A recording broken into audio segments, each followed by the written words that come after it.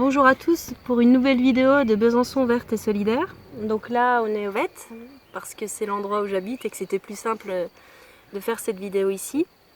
Et en fait ce lieu des VET a été un vrai espace de respiration aussi pour moi, mais pour beaucoup de bisontins et bisontines qui habitent aux alentours pendant le confinement, parce que c'était encore un lieu où on pouvait se balader et prendre l'air sans crainte de croiser des gens. Donc là, on en arrive à cette période du confinement qu'on a tous vécu et qui a mis un coup d'arrêt à la campagne électorale et aussi à la campagne électorale municipale.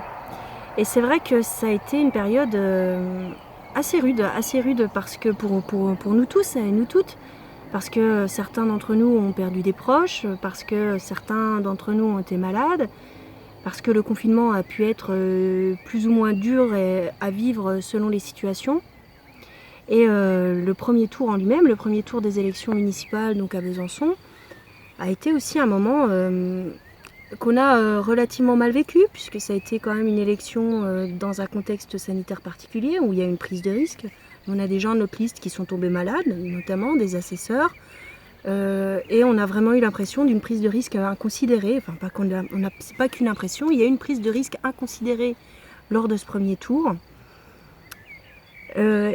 Avec une abstention qui a été très forte, donc on a le fait de nous laisser faire campagne aussi, on a fait prendre des risques à nous-mêmes, mais aussi aux gens vers lesquels on allait en fait, puisqu'on n'était pas conscients, pas informés par le gouvernement de ce risque du coronavirus, et en fait ça s'est terminé du jour au lendemain. On est passé des élections, qui est un moment un peu où ça débat, à confinement où chacun chez soi.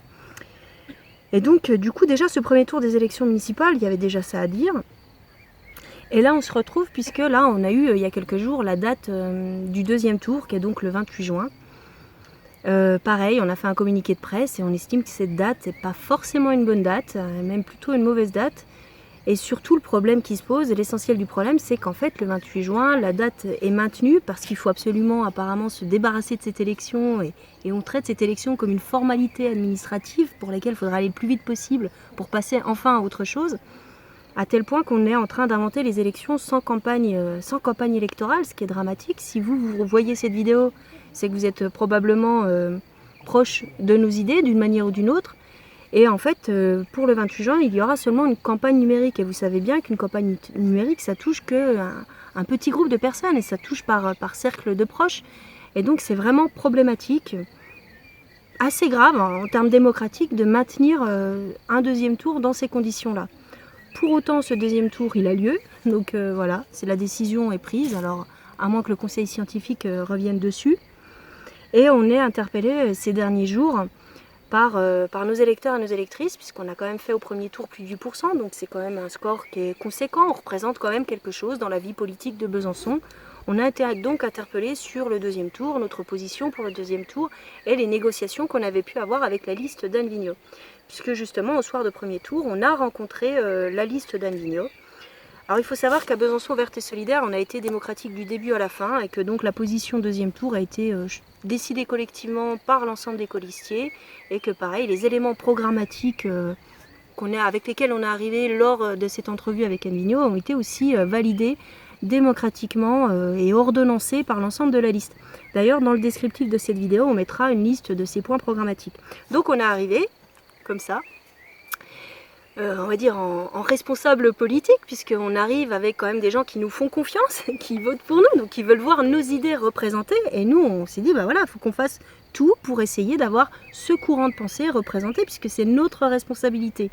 Donc on est arrivé dans le local du PS, du coup, pour cette négociation avec Anne Vigneault, et en fait, on s'est heurté tout de suite à une demande qui nous a été faite de nous engager sur les 6 ans à voter tous les budgets. En préalable à tout le reste. Sauf que en fait c'est un engagement qu'on ne peut pas prendre parce que vous le savez vous-même, vous l'avez vu là, ne serait-ce qu'avec les derniers mois et le confinement, à quel point les choses peuvent bouger très vite et comment on peut prendre un engagement sur 6 ans à voter tous les budgets sans les avoir sous les yeux. Enfin c'est impossible pour nous, c'est pas responsable de nous engager comme ça sur 6 ans à voter tout ce qui passera, ça c'est pas possible. Et nous on veut rester...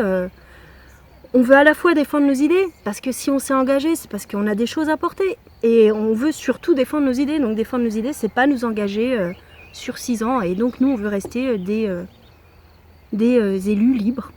On veut rester libres de tous nos votes. Puisque en dernier ressort, on considère que nous, si on doit rendre des comptes à quelqu'un, c'est aux citoyennes et aux citoyens et aux personnes qui nous ont élus. Et les personnes qui nous ont élus, elles nous ont élus pour nos idées. Et donc il faut qu'on reste fidèle à nos électeurs, nos électrices et à nos idées.